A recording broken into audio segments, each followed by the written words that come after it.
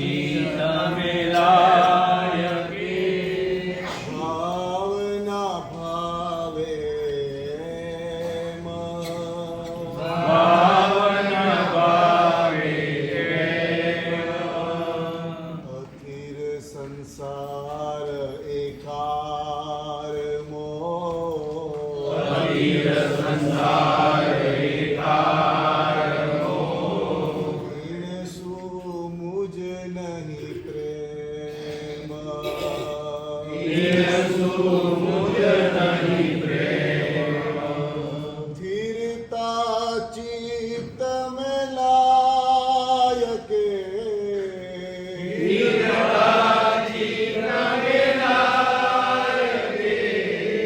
ભાવના ભાવે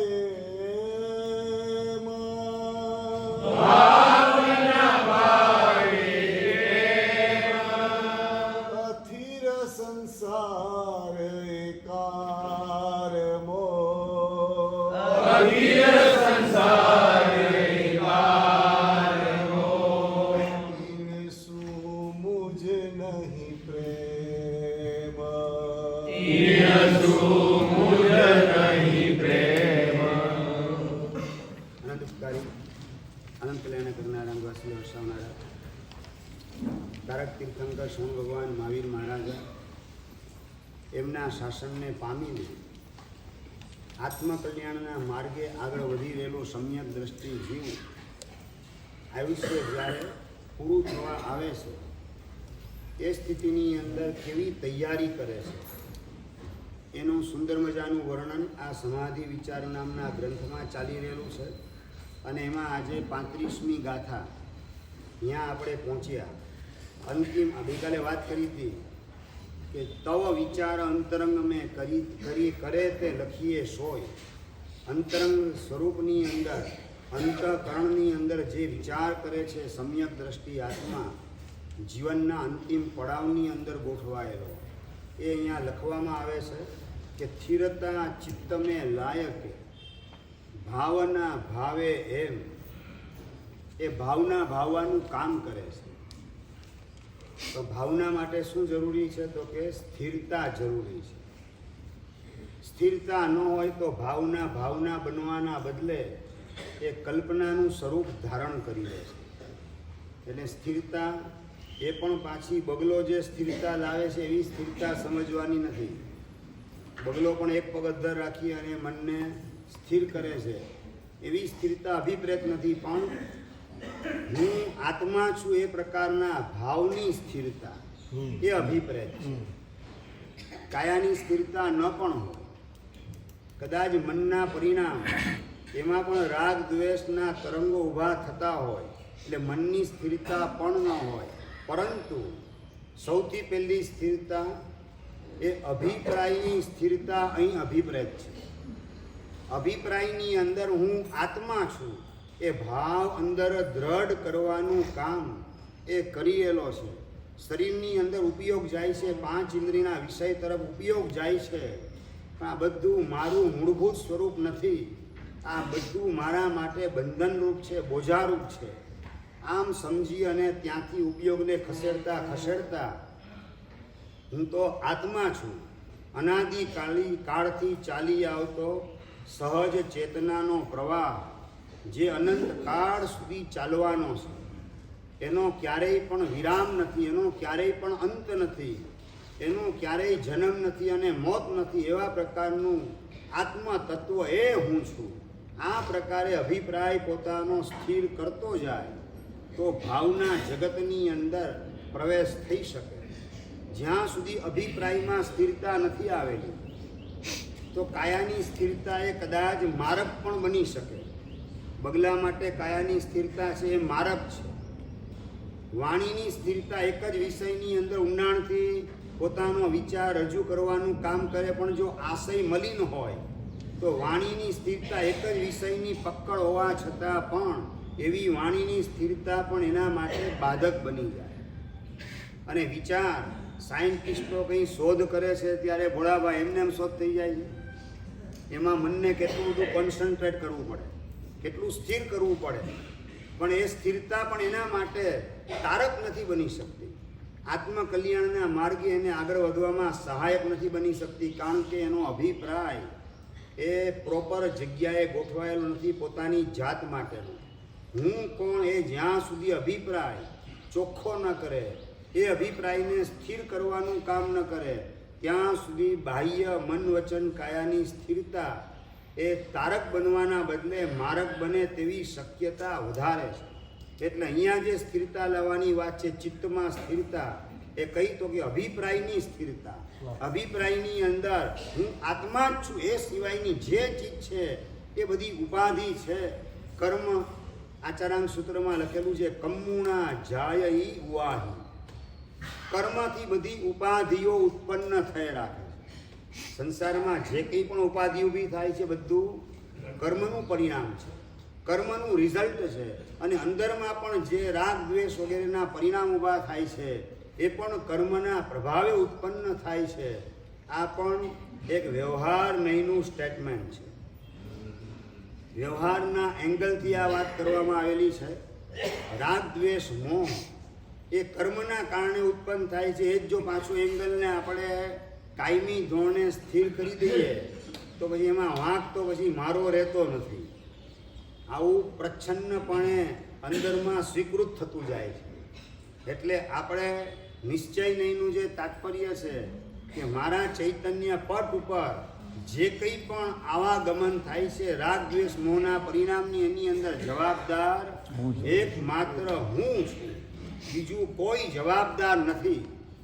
તમારા ઘરની અંદર કૂતરા ઘૂસી જાય, બિલાડી ઘૂસી જાય, વાંદરા ઘૂસી જાય, અને તમે છોકરાને વાત કરો, એટલે આ તો ધ્યાન નથી રાખતો, ઘરમાં કૂતરા બિલાડા ઘૂસી જાય, પપ્પા હું શું કરું, હું એની બોલાવા નથી ગયો, એ પોતાની મેળે આવે રાખે. સમજે? એ પોતાની જાતે આવે છે, એમાં મારો શું વાંક? તમે શું બોલો નરેન્દ્રભાઈ? અલિયા હા, રોકવા તો પડે ને, એના માટે દરવાજો તો બંધ કરવો પડે ને.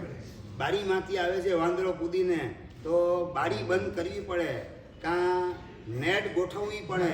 આમાંનું કશું કરવું નહીં, અને એમાં મારો શું વાંક દીકરો બોલે એ જવાબ સાચો કે ખોટો? મેહુલભાઈ, ખોટો જવાબ. આપણે કહીએ કે રાગ દ્વેષ ઊભા થાય, હું ઈચ્છતો નથી છતાં ઊભા થાય, એમાં મારો શું વાંક? અહીંયા એક પ્રશ્ન સરસ આવેલો છે કે भाव मन किसी के प्रति दुर्भाव करता है और अपने को लगता है कि ये नहीं करना चाहिए, फिर भी उस भाव से बाहर आना मुश्किल लगता है. કોઈના પ્રત્યે દ્વેષ ન કરવો જોઈએ, રાગ ન કરવો જોઈએ, સમજણ છે છતાં એ ભાવમાંથી આવવું મુશ્કેલ લાગે છે. એ મુશ્કેલ લાગે છે એનું મૂળભૂત કારણ આ રાગ દ્વેષ વગેરે પરિણામ કરવા જેવા નથી. એના ફળ મીઠા નથી પણ માઠા છે, એના ફળ કડવા છે, એ મને રંજાડનારા છે. એ કિંપાક ફળ જેવા રાગના પરિણામ છે. કિંપાક ફળ સમજા ને? ખાતી વખતે મીઠું લાગે પણ હોય ઝેરી ફળ. ખાધા પછી 2 ઘડીની અંદર એ પરલોક ભેગા થતા વાર લગાડે નહીં. એટલે મીઠા મધુરા લાગતા એવા કિંપાક ફળ જેવા આ રાગાદી પરિણામ એ કરવા જેવા નથી. એ મારક છે, મારા ભાવ પ્રાણને ખતમ કરનારા છે. આવા પ્રકારની સમજણ જેટલી આપણે અંદરમાં સ્થિર કરેલી હોય, એવા પ્રકારનો અભિપ્રાય આપણે કાયમી ધોરણે કેળવેલો હોય તો રાગ દ્વેષ વગેરે પરિણામ એ ઉઠે તેવી શક્યતા નામ શેષ થવા માંડશે. ઉઠે તો પણ એ પરિણામ માયકાંગલા હશે. દાખલા તરીકે તમે વાંચતા હો, કંઈ કોઈની યારે વાતચીત કરતા હો અને એ વખતે મચ્છર બેસે, ઉડાડવાનું કામ થાય કે ન થાય? ભાઈ તમે તો વાતમાં મશગુલ છો ને, મચ્છરની નોંધ કેમ લેવાની? સહજ એમની એમ બોલો, આ મચ્છર બેસે એ મારા માટે નુકસાનકારક છે. આ અભિપ્રાય તમે અંદરમાં કેળવેલો છે, આ કાયમી અભિપ્રાય અંદરમાં સ્થિર કરેલો છે. અને એ જો કરડશે, મને મેલેરિયા લાગુ પડી જશે, અને ઝેરી મેલેરિયા લાગુ પડી જશે, પછી તકલીફ ઘણી બધી મારે ભોગવવી પડશે, હોસ્પિટલાઇઝ થવું પડશે, ક્વિનાઇનના બાટલા ચડાવવા પડશે. આ બધું સબકોન્શિયસ માઇન્ડની અંદર ગોઠવાયેલું છે. એટલે વાત કરતાં કરતાં પણ મચ્છર બેસે એટલે તરત જ એને ઉડાડવાનું કામ થતું હોય છે. સમજાય હું શું કહેવા માંગુ છું? આ રાગ દ્વેષ છે ને મચ્છર કરતાં ખતરનાક છે. પણ મચ્છર પ્રત્યે આ મારા માટે તકલીફકારક છે એવા પ્રકારનો ભાવ જેવો આપણે કેળવેલો છે, એવો ભાવ રાગ દ્વેષ વાસના લાલસા આ બધા પરિણામો પ્રત્યે મચ્છર નહીં, કેન્સરના કીડા કરતાં પણ આ ખતરનાક પરિણામ છે. આ અંદરમાં પરિણામ ઊભો કરેલો નથી. આવા પ્રકારનો અભિપ્રાય આપણે કેળવેલો નથી.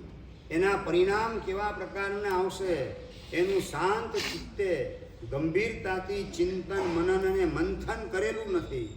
અને આ બધા પરિણામમાં હું જોડાઈશ તો મારું ફ્યુચર કેવા પ્રકારનું હશે એનો પણ ગંભીરતાથી વિચાર કરેલો ન હોવાના કારણે રાગ દ્વેષ ઈચ્છા ન હોવા છતાં આવી જાય છે. એવા પ્રકારે આપણે બોલીએ છીએ. વાસ્તવમાં અંદરમાં એવો અભિપ્રાય કેળવેલો નથી. અભિપ્રાય મજબૂત રીતે કેળવેલો છે મચ્છર માટે, તો મચ્છરને ઉડાડવાનો પ્રયત્ન એના માટે વિશેષ કોઈ પ્રેરણા કરવી પડતી નથી. એમ રાગ દ્વેષ વગેરે મારા માટે તકલીફકારક છે એવા પ્રકારનો અભિપ્રાય આપણે સ્થિર કરીએ, પછી આવનારા પરિણામ એ રાગ દ્વેષના પરિણામ લૂલા લંગડા હશે, એ રસકસ વગરના હશે. અને આવે તો પણ એનો નિકાલ આપણે કરી શકીએ. આ મારા માટે બોજારૂપ છે. ખાવા માટે બેઠા અને કોઈક આઈટમ વધારે પડતી ભાવી ગઈ અને જીભને ટેસ્ટી લાગી, એ વખતે ધીસ ઇઝ રોંગ, આ રાગનો પરિણામ થયો, એ ખોટો થયો. એ વખતે જો મારું આયુષ્ય બંધાયું હોત તો ભૂંડના ભવ સિવાય બીજે કઈ જગ્યાએ હું જાત. એવા ભવ મારે લેવા નથી. માટે આ રાગ વગેરે કરવા જેવા નથી. આવી તરત જ જાગૃતિ કેળવવામાં આવે, એનું રિઝલ્ટ શું છે વિચારવામાં આવે. એનું રિઝલ્ટ એટલે કે અપાય વિચય નામનું ધર્મ ધ્યાન છે. અપાય એટલે કે જે પરિણામ અત્યારે આપણે કરીએ છીએ એનું રિઝલ્ટ શું છે એનો વિચાર ભગવાનના વચન મુજબ આપણે કરવો. અને આવું મારું ભવિષ્ય ઊભું થાય મને મંજૂર છે ખરું? આ પ્રશ્ન આપણી જાતને પૂછવો. તો અપાય વિચય ધર્મ ધ્યાન એ દિશાની અંદર આપણે આગળ વધી શકીએ. ધર્મ ધ્યાનના 4 પ્રકાર બતાવેલા છે. એની અંદર પહેલું આજ્ઞા વિચય, બીજું વિપાક વિચય, ત્રીજું અપાય વિચય ને ચોથું સંસ્થાન વિચય. એમાં અપાય વિચય એટલે કે એના કડવા ફળ, ભવિષ્યના માઠા ફળ કેવા પ્રકારના આવશે અને એ ફળ કોણ ભોગવશે એનો વિચાર કરીએ.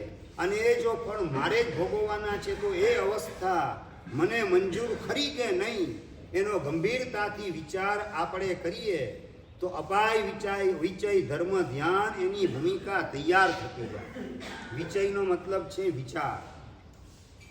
અપાય વિચય એટલે જે આપણે રાગ દ્વેષ મોહના પરિણામ ઊભા કરીએ છીએ, એમાં જોડાઈએ છીએ, એને લંબાવવાનું કામ કરીએ છીએ, એમાં રસકસના દર્શન કરવાનું કામ કરીએ છીએ. આ બધાનું રિઝલ્ટ શું આવશે એનો વિચાર ગંભીરતાથી કરીએ અને એના દ્વારા આપણું મન એકદમ સ્થિર થઈ જાય કે ના, આ પરિણામ કરવા જેવા ભૂલે ચૂકે નથી. એવા પ્રકારનો અભિપ્રાય આપણે કેળવી લઈએ કાયમ માટે. આનું નામ છે અપાય વિચય ધર્મ ધ્યાન. એ અભિપ્રાય કેળવવો એ બહુ મહત્વની વસ્તુ છે. ખાલી વ્યાખ્યાન સાંભળવાનો વિષય નથી કે ધાર્મિક પુસ્તક એ વાંચનનો વિષય નથી, પણ એ વાંચવા દ્વારા, શ્રવણ દ્વારા, મન અને ચિંતન દ્વારા આપણે અંતરમાં કાયમી અભિપ્રાય કેળવવાનો છે. અને આવો કાયમી અભિપ્રાય ભગવાનની આજ્ઞા મુજબનો કેળવાય એનો મતલબ શુભ અનુબંધ અંતરમાં સતત ચાલુ અને ચાલુ જ રહે. જેમ બિલાડી આખા દિવસની અંદર ઉંદર કેટલા મારે ભરતભાઈ? આખા દિવસમાં 1 કે 2, એનાથી વધારે કે ઉંદર મારતી નથી. એટલે 2 જ ઉંદર મારવાનું પાપ એને લાગે? આખો દિવસ એ ક્યાંય ખૂણે ખાંચરે બેસેલી હોય લપાઈને, પણ વિચારધારા એની કઈ ચાલતી હોય? ક્યાં ઉંદર દેખાય અને એને હું તરાપ મારીને પકડી દઉં, ક્યાં કબૂતર દેખાય ને એને હું પીખી નાખું. આ જ વિચારધારા સતત બિલાડીના મનમાં ચાલુ હોય છે. એનો અભિપ્રાય આવા પ્રકારનો કેળવાયેલો છે. આખી જિંદગી માટેનો આ જ અભિપ્રાય, આ જ ટ્રેકની અંદર એને પોતાના મનને સેટ કરેલું છે. આની બહાર એ નીકળી શકતી નથી. આ અભિપ્રાય એટલે પાપનો અભિપ્રાય, પાપનો અનુબંધ સતત ચાલુ ને ચાલુ જ રહે. 24 કલાક રૌદ્ર ધ્યાન એની અંદર ગોઠવાયેલી બિલાડી હોય છે.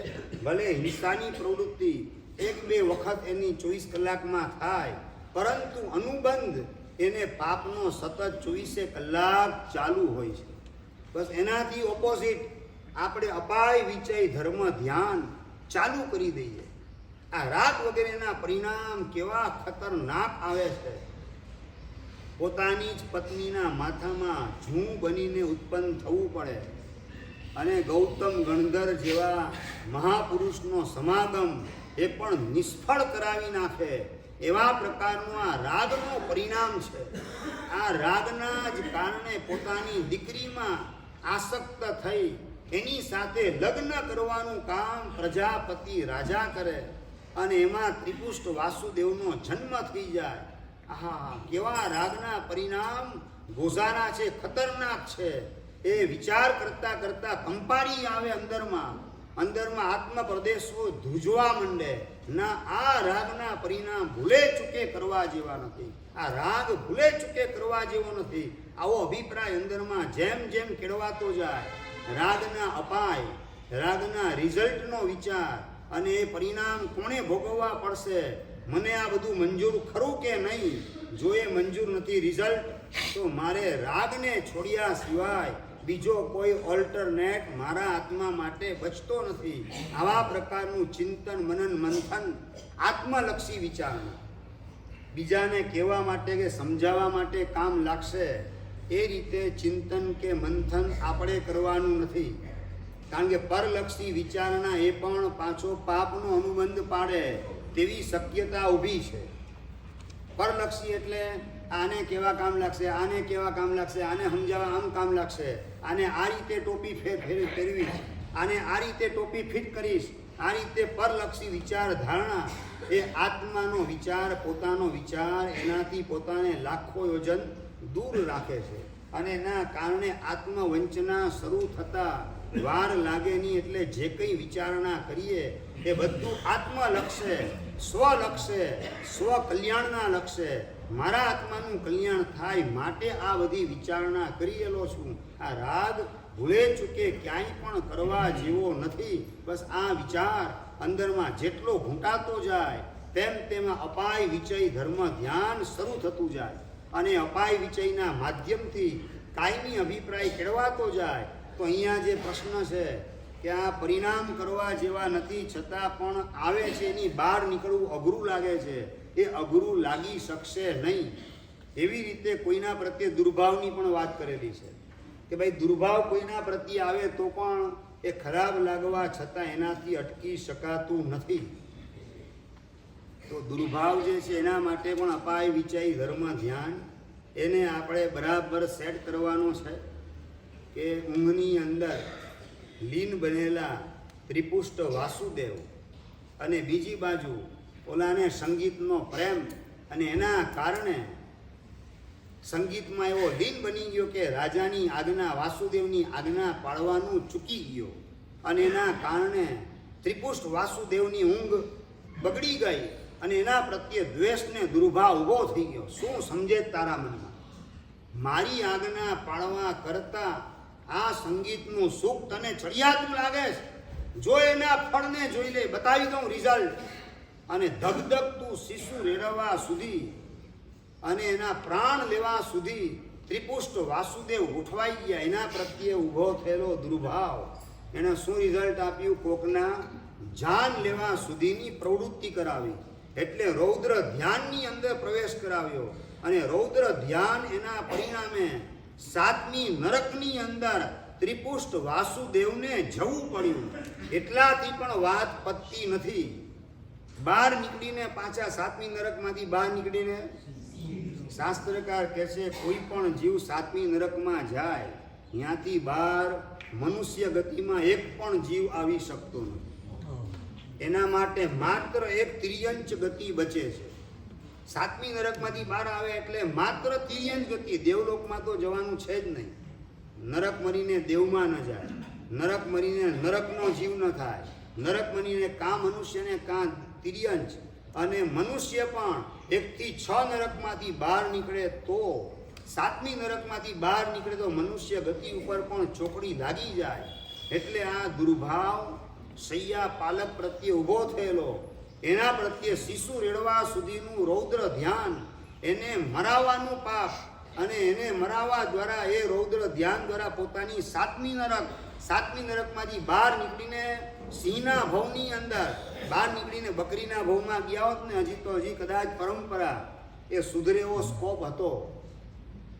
બકરીના ક્રૂર પરિણામ નથી હોતા, પણ સિંહના ભવમાં આવ્યા એટલે 24 કલાક પાછી ક્રૂર લેશિયા. અને સિંહ કાળ કરીને મેક્સિમમ ક્યાં સુધી જઈ શકે? 4થી નરક સુધી જઈ શકે. અને 4થી નરકની અંદર ભગવાન મહાવીર મહારાજાનો જીવ ગોઠવાઈ ગયો. આ બીજા પ્રત્યે ઊભો કરેલો દુર્ભાવ તીર્થંકરના જીવને પણ જો આવી ગોઝારી હાલતમાં ગોઠવી દે, નરકની અંદર એક વખતની 2 વખત જવું પડે એવી સ્થિતિમાં, એવી સિચ્યુએશનમાં એને ગોઠવી દે, તો આવા પરિણામ, આવા પ્રકારના રિઝલ્ટ શું મને મંજૂર છે? જો મંજૂર નથી તો પછી આ દુર્ભાવ કોઈના પણ પ્રત્યે કરવા જેવો નથી. આવો અંદરમાં એક અભિપ્રાય આપણે કેળવતા જઈએ, અભિપ્રાયને ગોઠવતા જઈએ. જે કંઈ સ્થિતિ ઊભી થાય છે એમાં જવાબદાર હું છું. મારી સાથે જે કંઈ બને છે એમાં સામેની વ્યક્તિ જવાબદાર નથી, જવાબદાર હું છું. આ વાત ભગવાનની સ્વીકારી લો. ભગવતી સૂત્રમાં લખેલું છે, અત્ત કડમ દુઃખમ. અત્ત એટલે કે આત્મા, કડમ એટલે કરેલું છે. આત્મા એ પોતે ઊભું કરેલું દુઃખ છે. આણે મને ગુસ્સો કરાવ્યો, આણે મારી હારે ચીટિંગ કર્યું, આ મને હેરાન કરે છે, આ મને બદનામ કરે છે. આ બધા આપણે ભગવાનના વચનની બહાર નીકળી અને વિચાર કરીએ છીએ. માટે દુર્ભાવ, દ્વેષ, અણગમો, ધિક્કાર, તિરસ્કાર, આ બધા મલિન પરિણામો ઊભા થાય, સંકલેશ ઊભો થાય, અને એના માધ્યમથી રૌદ્ર ધ્યાનમાં તણાઈ જતા વાર લાગે નહીં. અને રૌદ્ર ધ્યાનમાં જો આયુષ્ય બંધાઈ જાય તો નરક સિવાય બીજી કોઈ ગતિ પોસિબલ હોય નહીં. આવી સ્થિતિમાં મારે મુકાવું નથી. અપાય વિચય ધર્મ ધ્યાન, આનું અપાય શું, એનું રિઝલ્ટ શું, એના માઠા પરિણામ કોણે ભોગવવા પડશે, અને એ બધું મને મંજૂર છે. અને એ વખતે કદાચ નરકમાં માનો કે પહોંચી ગયો તો મારી ક્ષમતા સમાધિ નરકમાં ટકશે? આ પ્રશ્ન આપણી જાતને પૂછવાનો. અહીંયા 4 ડિગ્રી તાવ આવેલો ને કમલેશભાઈ, 4 ડિગ્રી તાવ આવેલો, એને બાજુમાં સે મોટેથી કોઈ વાત કરતું હોય ને, દયાભાઈ, હે શાંતિ રાખો, અવાજ બિલકુલ નહીં કરો, મારું માથું દુખે, તાવ આવે, તરત જ બોઇલર ફાટે છે. ખાલી 4 ડિગ્રી તાવની અંદર બાજુવાળો કંઈ સોય નથી મારતો, લાકડી નથી મારતો, ખાલી વાત કરે છે અમસ્તા, અને તમને હેરાન કરવાના ઉદ્દેશથી પણ વાત કરતા નથી. છતાં પણ 4 ડિગ્રી તાવમાં થોડે દૂર વાત થતી હોય, એનો અવાજ તમારા કાનમાં પડે અને તમારી ક્ષમતા વેરવિખેર થઈ જાય, સમાધિ સળગીને સાફ થઈ જાય, અને રૌદ્ર ધ્યાનની અંદર તમે ગોઠવાઈ જાઓ. ખાલી તાવની અંદર વાત કોઈ કરે ને ક્ષમતા નથી ટકતી, તો નરકની અંદર તો માર પડે પરમાધામીનો. એ વખતે ક્ષમતા સમાધિ મારી ટકશે કઈ રીતે? અને એ જો નહીં ટકે તો સદગતિમાં પાછો પહોંચીશ કઈ રીતે? અને સદગતિ નહીં મળે તો નંબર 2, મોક્ષ માર્ગની યાત્રા મારી શરૂ થશે કઈ રીતે? શાસન કઈ રીતે મળશે? સદગુરુ કઈ રીતે મળશે? સંસ્કારી માતા પિતા કઈ રીતે મળશે? ને આ બધું નહીં મળે તો મારું ઠેકાણું કઈ રીતે પડશે? આ બધો વિચાર, કોઈના પ્રત્યે અભાવ, દુર્ભાવ, તિરસ્કારનો પરિણામ ઊભો થાય. એ વખતે અપાય વિચય ધર્મ ધ્યાન આપણે શરૂ કરવાની આવશ્યકતા છે. આ જેટલો અપાય વિચય ધર્મ ધ્યાનનો વિચાર આવતો જાય, કોઈના પણ પ્રત્યે મારે દુર્ભાવ કરવો નથી. ભગવાન કહે છે અત્ત કળમ દુઃખમ, મારા આત્માએ ઊભું કરેલું આ દુઃખ છે, મેં કોકની નિદ્રામાં ખલેલ પહોંચાડેલ હશે એનું આ રિફ્લેક્શન છે. કોઈને માંદગીની અંદર સંકલેશ મેં કરાવેલ હશે એનું આ રિઝલ્ટ છે. તો એ સમભાવે હિસાબ ચૂકવી દઉં, અને જો અહીંયા સંભાવે હિસાબ નહીં ચૂકવું તો ચક્રવર્તી વ્યાજ સાથે કર્મ સત્તા બધું આગળ જતા વસૂલ કરવાની એ નિશ્ચિત છે. તો શા માટે આ ભવમાં પ્રભુનું શાસન મળ્યું, સમજણ મળી, તો પછી અત્યારના સંયોગની અંદર મારે મારો જૂનો હિસાબ કેમ ન ચૂકવી દેવો? આવા પ્રકારના પ્રશસ્ત પરિણામની અંદર આપણા આત્માને ગોઠવીએ તો બીજા પ્રત્યે અભાવ દુર્ભાવ જે ઊભો થયેલો છે એનું વિસર્જન થતાં વાર લાગશે નહીં. પેલા તમને વાત કરી હતી ને, પંડિત લાલનની વાત કરી હતી. રેલવેની અંદર પોતાની સાલ ચોરાઈ ગઈ, અત્યાર સુધી હું એને સાચવતો હતો ને હું પહેરતો હતો, આજથી હવે એ સાચવશે ને એ પરશે, મારી જવાબદારી ગઈ. આ શું છે? તો કે દ્વેષ કોઈના પણ પ્રત્યે કોઈ પણ સંયોગમાં ક્યારેય પણ ક્યાંય પણ કરવા જેવો નથી જ. આ પ્રકારનો અભિપ્રાય અંદરમાં કેળવેલો છે, એનું રિફ્લેક્શન અત્યાર સુધી હું સાચવતો તો હવે એ સાચવશે, અત્યાર સુધી સાલને હું ઓઢતો તો હવે એ ઓઢવાનું કામ કરશે, એ સાલને ઓઢવાના મારા પર્યાય પૂરા થઈ ગયા, તો એમાં ખેદ શો, એમાં ઉદ્વેગ શો? આ રીતે પોતાનો અભિપ્રાય કેળવેલો હતો. માટે આવા સ્પંદન, આ પ્રકારના સંવેદનો એના આત્મામાં પ્રગટ થયા. આપણે અભિપ્રાય જો નહીં કેળવીએ, અનુબંધને સુધારવાનું કામ ભીતરમાં નહીં કરીએ, તો હજારો વખત આ જીનવાણી સાંભળવા છતાં પણ એ જ્યારે પ્રતિકૂળ સંયોગ આવી જશે, આપણી ધારણા કરતાં વિપરીત પરિસ્થિતિનું નિર્માણ થશે, ત્યારે અભાવ દુર્ભાવની અંદર તણાઈ જતા વાર લાગશે નહીં. એટલે પ્રવચન એ માત્ર શ્રવણનો નહીં પણ અભિપ્રાય કેળવવાનો વિષય આપણે બનાવવાનો છે. તો આ પ્રશ્ન ઊભો થવાની કોઈ શક્યતા રહેવાની નથી. હજુ એક બીજો પણ પ્રશ્ન છે એમાં કે હું આત્મા છું આવું સ્મરણ કરતા હું પણ વર્તમાનકાલીન રાગ દ્વેષ મોહ સ્વરૂપ આત્મામાં સ્થાપિત કરવાનું. આપણે જે હું આત્મા છું એની વાત કરેલી હતી, એના અનુસંધાનમાં આ પ્રશ્ન ચાલે છે. આનો જવાબ પણ અપાઈ ચૂકેલો છે, છતાં વધારે ફરીથી સ્પષ્ટતા કરી લઈએ કે હું આત્મા આપણે બોલીએ છીએ એની પહેલાં આપણે શું પ્રગટ કરેલું છે? આપણું દ્રવ્ય આપણું અપ્રગટ છે, આપણા પર્યાય પ્રગટ છે. આપણું દ્રવ્ય ક્યારે પ્રગટ થાય? જેમ ઘોડો હોય ને, ઘોડો અહીંયા ટોકસો પડેલો છે, ટોકસો તમને દેખાય કે નથી દેખાતો? નથી દેખાતો. કેમ નથી દેખાતો? એના ઉપર આવરણ રહેલું છે. એ આવરણ જો આમ ખસેડવામાં આવે તો એ ટોકસો પ્રગટ થાય, બાકી ત્યાં સુધી એ ઢંકાયેલો એ આવૃત રહે. એમ અનંતાનુબંધી ચાર કસાય ને મિથ્યાત્વ એના સૌથી ગાઢ આવરણ આત્મા ઉપર ગોઠવાયેલા છે, અનાદિકાળના છે. એ જ્યાં સુધી ગોઠવાયેલા છે ત્યાં સુધી આત્મદ્રવ્ય છે ખરું, પણ અપ્રગટ છે. પ્રગટ શું છે? તો કે આપણા પર્યાય, આપણી અવસ્થા, આપણી વર્તમાન દશા એ બધી પ્રગટ છે. જે આપણને અનુભવમાં આવે છે, આપણું સ્વરૂપ, એ બધું સ્વરૂપ પ્રગટ કહેવાય.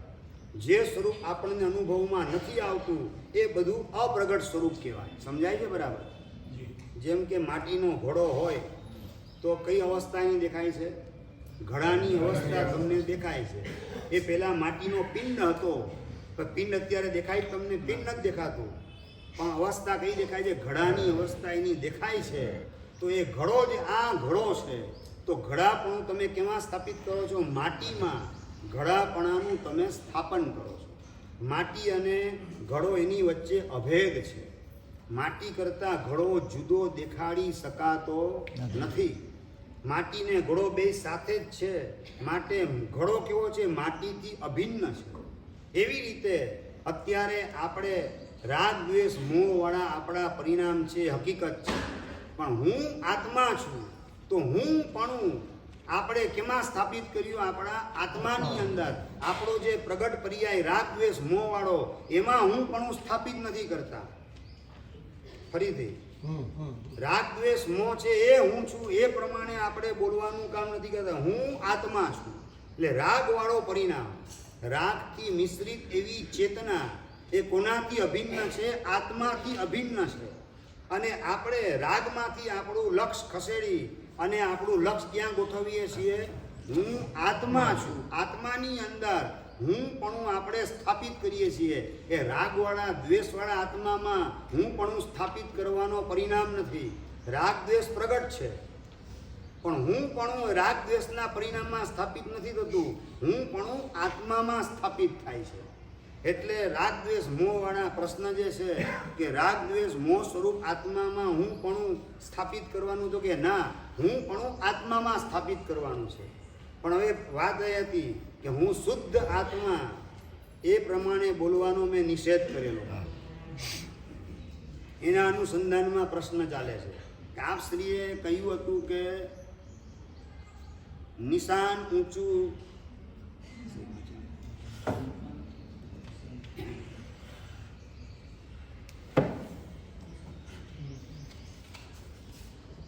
નિશાન ચૂક માપ નહીં, માપ નીચું નિશાન. નિશાન ઊંચું રાખવાનું મેં કીધું. ઊંચું રાખ્યું તો હું પણ શુદ્ધાત્મામાં સ્થાપિત નહીં કરવાનું, કારણ કે અનુભવ ન થતો હોવા છતાં પણ શુદ્ધાત્મા સ્વરૂપે પણ આપણું અસ્તિત્વ તો છે જ.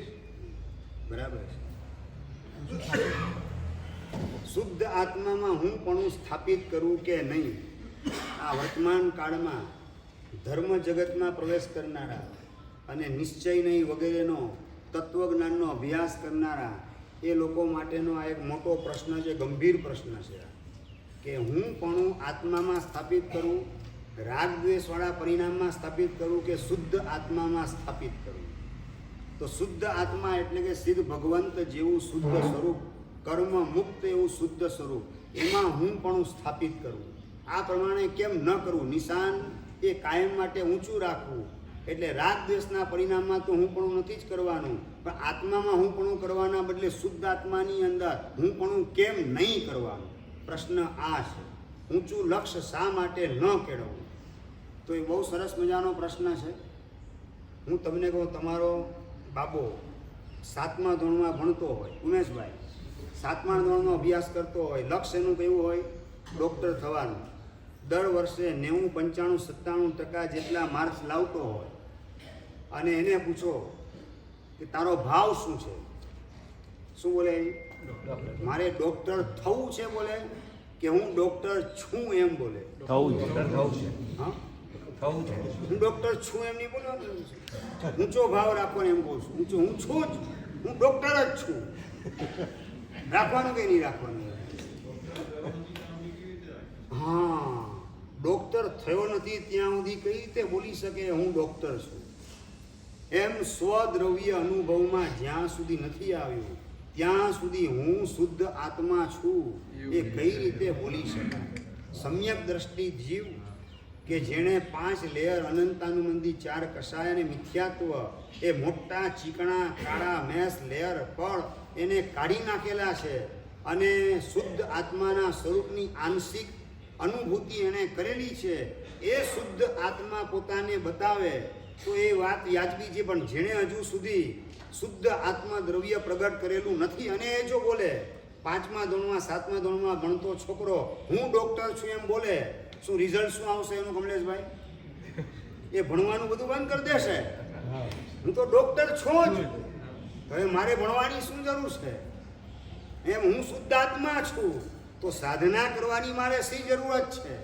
એટલે પુરુષાર્થહીન દશા ઉત્પન્ન થાય એ એનું વિકૃત પરિણામ છે. આપણે હું શુદ્ધ આત્મા દ્વારા આપણે આપણા પ્રગટ પર્યાયને શુદ્ધ માનવાનું કામ કરીએ છીએ અને પ્રગટ અવસ્થા દ્રવ્ય તો શુદ્ધ છે જ. હવે પ્રગટ પર્યાય પણ જો શુદ્ધ છે તો હવે કરવાનું રહ્યું શું? તો પછી એ મોક્ષ માર્ગનો પુરુષાર્થ છોડી અને પાછા એ જ અપ્રશસ્ત રાગ દ્વેષના પરિણામની અંદર જોડાયા રાખશે. એને તપ ત્યાગની વાત કરવામાં આવે ને, હું શુદ્ધાત્મા છું એનો જાપ કરનાર, એને કે ભાઈ તું શુદ્ધ આત્મા છે ને તું અણહારી છે તો એ આંબેલમાં જોડાઈ જાય ને ભાગશાળી. ના, આંબેલ નહીં. ભાઈ તું શુદ્ધ આત્મા છે તો પછી આમાં તકલીફ શું થાય છે? શુદ્ધ આત્મા છે તો ભાગશાળી આ સાધર્મિકની ભક્તિની અંદર 5 લાખ રૂપિયા લખાવી દો ને. ના, એ ના લખાવાય. તરત જ દીકરાના લગ્ન કરવાના હોય તો 15 લાખ ને 25 લાખ ખર્ચવા તૈયાર થઈ જાય.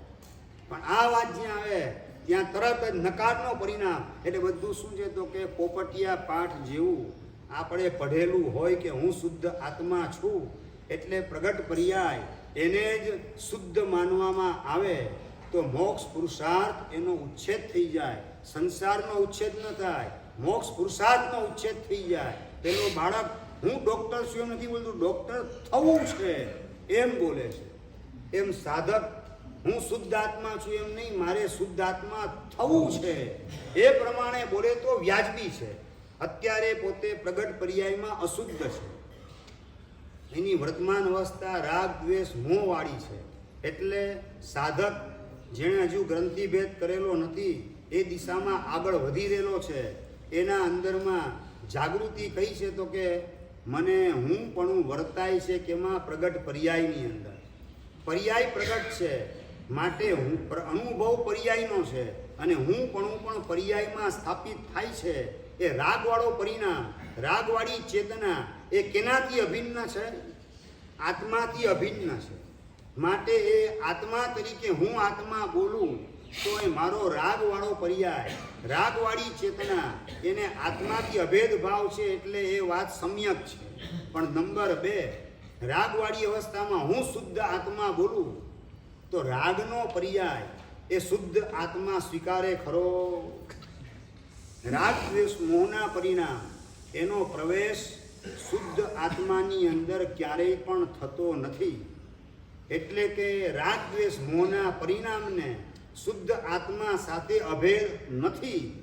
અભેદ જેનો નથી અને આપણે રાગ દ્વેષ મોહવાળા પરિણામ એ હું શુદ્ધ આત્મા છું એમ કહીને એમાં અભેદ સ્થાપિત કરીએ તો એ આપણું મિથ્યાત્વ છે, એ આપણી ખોટી માન્યતા છે, આપણો ખોટો પ્રયોગ છે. એ મિથ્યા પ્રયોગ કરવાની દિશામાં આપણે ફસાવું નથી. આપણે હું આત્મા છું તો રાગ દ્વેષ મોહવાળી ચેતના એ મલિન ચેતના પણ છે કોણ તો કે આત્માથી અભિન્ન છે. શુદ્ધ આત્માથી અભિન્ન નથી, પણ આત્મા જે છે પોતે જ રાગ રૂપે અત્યારે પરિણમેલો છે. હું રાગી રૂપે, દ્વેષી રૂપે, મોહી રૂપે, ક્રોધી રૂપે, કામી રૂપે પરિણમવાનું કામ સતત કરી રહેલો છું. તો એ રાગ દ્વેષ મોહના પરિણામ, એ પરિણામવાળી જે ચેતના એનો અભેદ કોની સાથે છે? મારા આત્માની સાથે છે. પણ શુદ્ધ આત્મા દ્રવ્ય એની સાથે એનો અભેદ મલિન ચેતનાનો, અશુદ્ધ પર્યાયનો શુદ્ધ આત્મા દ્રવ્ય સાથે અભેદ તન કાળની અંદર શક્ય નથી. માટે હું શુદ્ધ આત્મા એ અશુદ્ધ પર્યાય પ્રગટ હોય એવી અવસ્થામાં બોલવામાં આવે ત્યારે એ મિથ્યા બની જાય છે. નંબર 2, સમ્યક દ્રષ્ટિ આત્મા જેણે પોતાના શુદ્ધ આત્મા દ્રવ્યનો અનુભવ એટલે કે સિદ્ધ સ્વરૂપનો અનુભવ આંશિક રીતે કરેલો છે, ક્ષણવાર માટે અનુભવ એ કરે છે. અવારનવાર જ્યારે ડૂબકી મારે ત્યારે ક્ષણવાર માટે એ સિદ્ધ સ્વરૂપનો, પોતાના જ પરમાત્મા સ્વરૂપનો આંશિક અનુભવ, અપરોક્ષ અનુભવ એ કરતો હોય છે. છતાં એ જ્યારે અનુભવ કરે ત્યારે નિર્વિકલ્પ સ્થિતિ હોય છે. કોઈ મનમાં વિકલ્પ નથી હોતા, બોલવાનું પણ એ વખતે હોતું નથી. જ્યારે એમાંથી બહાર આવે ત્યારે પોતાને અહેસાસ થાય કે મારું અસલી સ્વરૂપ આ છે, મારી ઓરિજિનાલિટી સિદ્ધ ભગવંત જેવી છે. પણ મારી પ્રગટ અવસ્થા પાછી અપ્રત્યાખ્યાની પ્રત્યાખ્યાની કષાય એનાથી ઘેરાયેલી છે. આ બધા પરિણામો અપ્રત્યાખ્યાની પ્રત્યાખ્યાની કષાયના પરિણામ, ભલે અનંતાનુબંધી કષાયનું મુખ્ય લહેર ઉડી ગયું, મિથ્યાત્વનો મહત્તમ કચરો નીકળી ગયો, પણ આ બધા જ્યાં સુધી અપ્રત્યાખ્યાની પ્રત્યાખ્યાની રાગ દ્વેષ વિષય કષાયના પરિણામ આ બધા ઊભા છે, એ બધા ઊભા છે ત્યાં સુધી મારા સિદ્ધ સ્વરૂપનો કાયમી ધોરણે હું અનુભવ કરી શકું એ વાતમાં કોઈ માલ નથી. આ બધા ઊભા છે ત્યાં સુધી કાયમી સ્થિતિ સ્વાનુભૂતિની નહીં ટકે. માટે આ બધાને મૂળમાંથી કાયમ માટે ફગાવી દેવા છે. આ પ્રકારેનો પરિણામ ઊભો થાય. એટલે પ્રગટ પર્યાય પોતાનો અશુદ્ધ છે એનો પણ સ્વીકાર સમ્યક દ્રષ્ટિ જીવ કરતો હોય છે. સમ્યક દ્રષ્ટિ પણ જગતના ચોગાનમાં હું શુદ્ધાત્મા છું એવી જાહેરાત નથી કરતો. અંદરમાં સ્વીકાર હોય છે કે મારું અસલી સ્વરૂપ આવું છે, એ અનુભવાઈ ચૂકેલું છે, પણ મારું વર્તમાન સ્વરૂપ એ અશુદ્ધ છે. મૂળભૂત દ્રવ્યથી હું પરમાત્મા છું, પણ પ્રગટ પર્યાયમાં હું પામર છું. મારી પામરતા છે, રાગ દ્વેષના પરિણામમાં હું જોડાઈ જાઉં છું. આ મારી વર્તમાન પ્રગટ પામર દશા છે, એનો પણ સ્વીકાર સમ્યક દ્રષ્ટિ જીવ કરે છે, તો જ એને કાઢવાનો પુરુષાર્થ થઈ શકે. અને એને કાઢવાના પુરુષાર્થ દ્વારા જેટલો નિકાલ કરે એટલી સ્વાનુભૂતિ કરવાનું એના માટે સરળ થતું જાય, અંદરમાં ઉતરવાનું એના માટે સરળ બનતું જાય. એટલે જેને શુદ્ધ દ્રવ્ય પ્રગટ થઈ ચૂકેલું છે, એનો અનુભવ કરેલો છે, એ પણ હું અત્યારે સિદ્ધ થઈ ગયો એમ બોલવાના બદલે મારે વહેલી તકે સિદ્ધ થવું છે એ પ્રમાણે બોલે છે. માટે શ્લોકની અંદર 33મા શ્લોકમાં વાત આવી કે સાધ્ય સદા છે શિવ, મરણ તણો ભય નહીં મને. સાધ્ય સદા છે શિવ, પોતાનું સાધ્ય શિવ એટલે શુદ્ધ સ્વરૂપ, શુદ્ધ આત્મ સ્વરૂપ, પોતાનું પરમાત્મા સ્વરૂપ, એ પોતાને કેવું કે સાધ્ય છે. અત્યારે પ્રગટ છે એમ નથી બોલતા. એટલે સાધ્ય છે એનો મતલબ કે મારે વહેલી તકે પરમાત્મા થવું છે કાયમી ધોરણે. એનું સેમ્પલ ચાખેલું છે, મારી ઓરિજિનાલિટી આવી છે, પણ એ કાયમી ધોરણે પ્રગટ કરવાની બાકી છે. એ પુરુષાર્થની અંદર હું લાગી જાઉં. એટલે સંકિતી જે પુરુષાર્થ કરે ને એની અંદર જેટલો પામરતાનો સ્વીકાર પ્રગટપણે આવે, તેમ તેમ એ પામરતાને ઊભી કરનારા કશાય વિષયના પરિણામ એને કાઢવાનો પુરુષાર્થ એ જબરજસ્ત ચાલવા માંડે. અને હું શુદ્ધાત્મા છું એમ કરીને જો બેસી જાય તો એ અશુદ્ધ પર્યાયોને કાઢવાનો પુરુષાર્થ એનો સ્થગિત થઈ જાય, અટકી પડે, મોક્ષ પુરુષાર્થનો ઉચ્છેદ થઈ જાય. આવું સમ્યક દ્રષ્ટિ જીવ ના કરે. માટે કીધું સાધ્ય સદા છે શિવ, મારું શિવ સ્વરૂપ, શુદ્ધ સ્વરૂપ, સિદ્ધ સ્વરૂપ એ સાધ્ય છે. એટલે મારે કાયમી ધોરણે પ્રગટ કરવાનું બાકી છે. આવા પ્રકારની સમજણ પર્યાયમાં રહેલી પોતાની પામરતાનો સ્વીકાર, એકરાર એ સમ્યક દ્રષ્ટિ જીવ કરતો હોય છે. અને મારે ઓરિજિનલ મારું સ્વરૂપ આ છે એ પોતાના લક્ષની અંદર ગોઠવાયેલું છે. અનુભવ થયો માટે. પણ જેને અનુભવ નથી થયો એણે તો વર્તમાન જે પર્યાય છે એ બધા કોનાથી અભિન્ન છે? આત્માથી અભિન્ન છે. તો હું આત્મા છું, રાગ દ્વેષ કરનાર હું છું. રાગ દ્વેષ કર્મ કરાવે છે તો પતી ગયું. રાગને કાઢવાનો પુરુષાર્થ કઈ રીતે થશે? રાગ દ્વેષ કરનાર હું છું. આમાં ટેકનિક શું છે ખ્યાલ આવ્યો તમને? દયાભાઈ, રાગ દ્વેષ કરનાર હું છું, અહીંયા ભાર રાગ દ્વેષ ઉપર આવે છે, ભાર હુંમાં આવે. રાગ દ્વેષ એ પર્યાય છે, એ કરનારો હું છું. હું એટલે આત્મા છું, એટલે ભાર આત્માની અંદર આવી જાય છે. હું આત્મા છું એ સ્વીકાર પોતે કરેલો છે. હું આત્મા છું એવું સતત સ્મરણ ભીતરમાં ચાલુ છે. એવા પ્રકારનો અભિપ્રાય કેળવાયેલો છે કે હું આત્મા છું. અને રાગ દ્વેષ કરનાર હું છું, એટલે રાગ દ્વેષ એ ગૌણ થઈ ગયા અને હું એટલે આત્મા એ મુખ્ય થઈ ગયો. એટલે આત્મભાવની અંદર એને પ્રવેશ કરવો સરળ બનતો જશે. દોષનો સ્વીકાર કરીને પણ દોષને ગૌણ કરવા દ્વારા પોતાના આત્મદ્રવ્યમાં પ્રવેશ કરવા માટે આ સીડી સરસ મજાની એને મળી ગયેલી છે. એ સીડીના પગથિયા ચડી અને આત્મઘરની અંદર પ્રવેશ કરી દેશે. રાગ દ્વેષનો સ્વીકાર કરીને પણ એને કાઢવાનો ઈલાજ આ રીતે સાધક મેળવી લેતો હોય છે. આપણે રાગ કરનાર હું એમ રાગમાં ભાર નથી આપવાનો. રાગ હું રાગી રાગી રાગી એમ નહીં. રાગ કરનાર હું છે એમ ભાર હુંમાં આપી હું આત્મા અને આત્મભાવ એને બળવાન બનાવી અને એની અંદર સ્થિર થવાનો પ્રયત્ન કરીએ એટલે રાગ વગેરે વિભાવ પરિણામ આત્માના ઘરની બહાર રહી જાય. આત્મભાવ અંદરમાં મુખ્ય બની જાય અને આત્મભાવની અંદર સ્થિર થવાનો પ્રયત્ન જેટલો વધારે થતો જાય તેમ તેમ મિથ્યાત્વ ઓગળતું જાય. અનંતાનું મંદિર રવાના થવા માંડે. અને કોઈક ધન્ય પડે પુરુષાર્થ અંદરમાં પ્રબળ ઉછળે તો ગ્રંથિ ભેદ કરી સમ્યક દર્શન એટલે કે સ્વાનુભૂતિની પણ પ્રાપ્તિ આત્મા કરી શકે. એટલે આપણે હું આત્મા છું એ ભાવને કેળવવાનો મુખ્ય રાખવાનો છે. હું શુદ્ધ આત્મા ત્યાં આપણે જવું નથી, કારણ કે દ્રવ્ય હજી પ્રગટ થયેલું નથી. અનુભવ પર્યાયનો છે, કારણ કે પ્રગટ પર્યાય છે અને પર્યાય આત્માથી અભિન્ન છે. શુદ્ધ આત્માથી અભિન્ન નથી. માટે હું શુદ્ધ આત્મા એ કરવા જશો તો પણ થઈ નહીં શકે. કારણ કે હું અત્યારે કેવું છે, રાગ દ્વેષવાળા પર્યાયમાં હું પણ અનુભવાય છે. તો રાગ દ્વેષ મોહવાળા પર્યાયવાળી ચેતના એનો શુદ્ધ આત્માની સાથે અભેદ તન કાળમાં નથી. માટે હું શુદ્ધ આત્મા બોલેલું એ પણ સમ્યક સાબિત થઈ શકે તેવી શક્યતા નથી.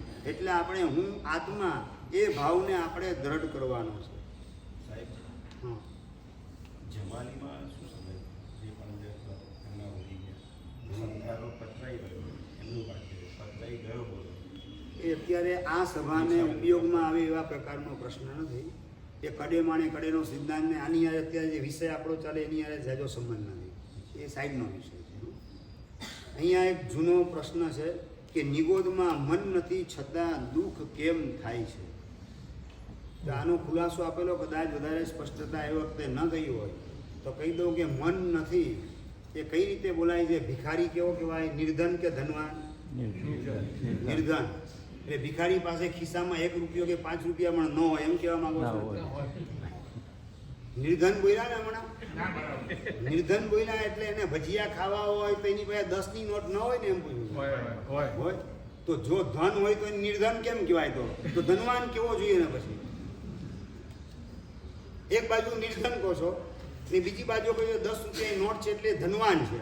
આ બે વાતનો મેળ કઈ રીતે પાડો? તો કે ધન નિર્ધન કહેવામાં આવે ને એનો મતલબ એની પાસે 1 રૂપિયો પણ નથી કે 1 પૈસો પણ નથી એવું તાત્પર્ય નથી, પણ પૂરતા પ્રમાણમાં ધન નથી માટે એને નિર્ધન કહેવાય છે. પોતાના ઘરનું ઘર, પોતાની માલિકીની દુકાન, પોતાને 2 વ્હીલર કે 4 વ્હીલરની વ્યવસ્થા કરવી હોય આ બધાની જોગવાઈ કરી શકે એવા પ્રકારનું ધન એની પાસે નથી. માટે શું કહેવાય? એને નિર્ધન કહેવામાં આવે છે. એમ એકેન્દ્રીય અવસ્થાને નિગોદ વગેરેની અવસ્થા એમાં મન નથી એમ શાસ્ત્રકાર કહે છે, પણ એનું તાત્પર્ય કેવું છે? ભિખારી એ નિર્ધન એટલે એની પાસે કરોડ રૂપિયાની 10 લાખ નથી, પણ ભજીયા ખાવા માટે ભૂખ લાગે તો ભજીયા ખાવાના રૂપિયા તો છે જ, એટલે એનો જીવન નિર્વાહ પાછો કરતો હોય છે. એ રીતે જે કંઈ પણ દુઃખ, જન્મ મરણની પીડા, નપુસક વેદનો ત્રાસ, આ બધું જે કંઈ અસાતા વગેરે ઊભી થાય આ બધાનો અનુભવ કરી શકે એવી ચેતના તો એની પ્રગટ હોય છે જ, તો જ એ કર્મની નિજરા કરી શકે. આ ટેબલ જેવું જળ છે મન વગરનું, એવો નિગોદનો આત્મા મન વગરનો છે એવું શાસ્ત્રકાર નથી કહેતા. આ ટેબલને તમે કરવતથી કાપો તો ટેબલને કર્મ નિજરા થાય ન થાય, એના કર્મ ખપે ન ખપે, બરાબર? તો કર્મ જ નથી, એને કર્મ નિજરાનો પ્રશ્ન એને આવતો નથી. તો નિગોદનો જીવ એને જે જન્મણની વેદના હોય છે અને મન નો એટલે અનુભવ બિલકુલ એને થતો ન હોય તો કર્મ નિર્જરા થાય કઈ રીતે? કર્મ નિજરાએ અનુભવ કરે તો થાય. અને એટલે જ શરીરને છે ને ભોગાયતન કહેવામાં આવે છે. ભોગ એટલે સુખ દુઃખનો ભોગવટો કરવા માટેનું સ્થાન, એને કહેવાય ભોગાયતન. એટલે કે આ શરીર હવે સુખ દુઃખનો ભોગવટો શરીરમાં રહેવા છતાં નિગોદનો જીવ જો ન કરતો હોય તો કર્મ નિર્જરા કઈ રીતે થાય? અને કર્મ નિર્જરા ન થાય તો આટલા સમય સુધી આટલા પ્રમાણમાં દુઃખ ભોગવી અને એના કર્મ ખપાવીને એ જીવ બહાર આવશે એવા પ્રકારની વ્યવસ્થા પણ કર્મ સત્તા કઈ રીતે ગોઠવી શકે? એટલે એની પાસે ચેતના છે, પ્રગટ ચેતના છે, પણ એ કેવી છે? આપણને જેવું મન છે એવું મન એને નથી. આહાર સંજ્ઞા, ભય સંજ્ઞા, મૈથુન સંજ્ઞા, પરિગ્રહ સંજ્ઞા, આ બધી સંજ્ઞાઓ નિગોદના જીવમાં પણ ભગવતી સૂત્ર, જીવ સમાસ વગેરે ગ્રંથોની અંદર બતાવવામાં આવેલી છે. આચારાંગની નિર્યુક્તિની અંદર તો નિગોદના જીવને 16 સંજ્ઞા બતાવેલી છે. આની પણ વિસ્તારથી વાત પહેલા કરી ચૂકેલા છીએ. એટલે 16 સંજ્ઞા હોય. સંજ્ઞા એટલે એક પ્રકારની સમજણ, કાયમી ભૂંટાઈ ગયેલી સમજણ, એને કહેવાય સંજ્ઞા. એ કાયમી ઘૂંટાઈ ગયેલી સમજણ રૂપે આહાર, ભય, મૈથુન, પરિગ્રહ વગેરે સંજ્ઞા, ભોગ સંજ્ઞા, લોક સંજ્ઞા, ક્રોધ, માન, માયા, લોભ સંજ્ઞા, આ બધી સંજ્ઞાઓ એના અંતરાત્માની અંદર એકમેક થઈને ઘૂંટાયેલી છે. એ સમજણ જીવંત છે, એને અનુરૂપ પરિણામ ઉઠે છે, એને અનુસારે કર્મ બાંધવાનું કામ એ પણ નિગોદનો જીવ કરી રહેલો છે. જો અંદરમાં મન ન હોવાના કારણે એ જળ હોય સાવ, તો કર્મબંધ પણ કઈ રીતે કરશે? કર્મબંધ શેના આધારે થાય? પરિણામના આધારે, મનના પરિણામના આધારે. એ મન નથી એટલે મનના પરિણામ ન હોય તો એ કર્મબંધ પણ નહીં કરે. તો મોક્ષનો જીવ ને નિગોદનો જીવ બે સરખા થઈ ગયા. નિગોદ ને નિર્વાણના જીવ એક સરખા થઈ ગયા. કારણ કે ઓલા કર્મ નથી બાંધતા, આને મન નથી હોતું, આ કર્મ નથી બાંધતું. તો કર્મ બાંધવા માટે મન છે કે નહીં? કર્મ બાંધી શકે એવા પરિણામ ઊભા કરી શકે એવા પ્રકારનું ઇન્સ્ટ્રુમેન્ટ એની પાસે છે કે નહીં? તો કે છે. માટે જ કર્મ બાંધવાનું કામ, કર્મના પરિણામને ભોગવવાનું કામ નિગોદમાં પણ ચાલુ છે. પણ આપણને જેવા પ્રકારનું મન હોય છે, પહેલાં સમજાયેલું હતું દીર્ઘકાલિકી સંજ્ઞા, એ આપણને છે, એને નથી. આગળ પાછળનો ભૂતકાળ ને ભવિષ્યકાળનો વિચાર આપણે કરી શકીએ એવો વિચાર એ નથી કરી શકતા. એ અપેક્ષાએ એને અસંગની બતાવેલા છે, એને સમૂર્છિમ બતાવેલા છે, એને મન વગરના બતાવેલા છે. પણ હેતુવાદોપદેશિકી સંજ્ઞા તો એ નિગોદના જીવમાં, એકેન્દ્રિય જીવમાં પણ વિદ્યમાન હોય જ છે. આ વાત શરૂઆતના પ્રવચનમાં સમજાવેલી હતી, એટલે એ અંગે અત્યારે વિચારણા નથી કરતા. સમાધિની અંદર અનુભવ ન થાય. તમે આ બાજુ નવું મિથ્યાત્વ લાવ્યા. સમાધિમાં અનુભવ ન થાય. સમાધિમાં તો પોતાનો અનુભવ 100% થતો હોય તો એ સમાધિ કહેવાય. બેભાન દશા એને આપણે સમાધિ નથી કહેતા. હઠ યોગની અંદર અઘોરી બાવા સમાધિ લગાવીને બેસી જાય એવી સમાધિ જૈન દર્શનને માન્ય નથી. સમાધિનો મતલબ રાગ, દ્વેષ, મોહ રહિત પોતાના અતિન્દ્રિય આનંદનો ભોગવો, તો એનો અનુભવ કરવો, એમાં લીન થવું, એમાં એકાકાર થઈ જવું, એવી સમાધિ એ જૈન દર્શનને માન્ય છે. એટલે સમાધિમાં અનુભવ નથી એટલે પરદ્રવ્યનો અનુભવ નથી તો વાત બરાબર, પર ભાવનો અનુભવ નથી તો વાત બરાબર. વિભાવ પરિણામ રાગ, દ્વેષ, મોહ વગેરે બળવાન પરિણામ, એ બળવાન રાગ, દ્વેષના પરિણામનો અનુભવ નથી તો વાત સાચી. પણ અનુભવ જ સાવ નથી એવું જો તમે કહો તો એ વાત ખોટી છે. સમાધિમાં પોતાના અતિન્દ્રિય આનંદનો અપરોક્ષ અનુભવ આત્મા અવશ્ય કરતો હોય છે, તો જ એ સમાધિ કહેવાય. બાકી તો બેભાન દશા કહેવાય. એટલે આ સીસી સુંગાડી તો એવી અવસ્થા સમાધિમાં નથી હોતી.